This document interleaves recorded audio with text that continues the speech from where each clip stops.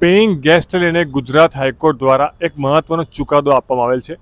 અમદાવાદમાં paying guest એક સળગતો પ્રશ્ન છે, જેમાં મહત્વનો ચુકાદો એ વસ્તુ ક્લિયર કરી નાખશે કે કયા સંજોગોમાં પેઇંગ ગેસ્ટ એલાઉ કરાય.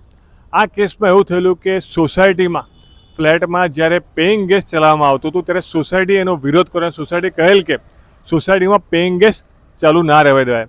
આ કેસમાં અરજદાર જે હતા, જે માલિક હતા, એમણે ગુજરાત હાઈકોર્ટમાં પિટિશન ફાઇલ કરેલી કે અમને પેઇંગ ગેસ્ટ ચલાવવા દેવાય. પરંતુ ગુજરાત હાઈકોર્ટ દ્વારા ચુકાદો આપેલ છે કે જ્યારે કોર્પોરેશને પરમિશન નથી આપી કમર્શિયલ પરમિશનની અને સોસાયટી દ્વારા જ્યારે ઠરાવ કરવામાં આવેલો કે સોસાયટીને પેઇંગ ગેસ્ટ તરીકે ઉપયોગ ના કરાય, આવા કેસમાં ગુજરાત હાઈકોર્ટે આ અરજદારને કોઈ પણ રાહત આપેલ નથી અને કહેલ કે જ્યારે અરજદાર જે છે એ પરમિશન વગર પેઇંગ ગેસ્ટ ચલાવે છે એ તદ્દન ગેરકાયદેસર કહેવાય.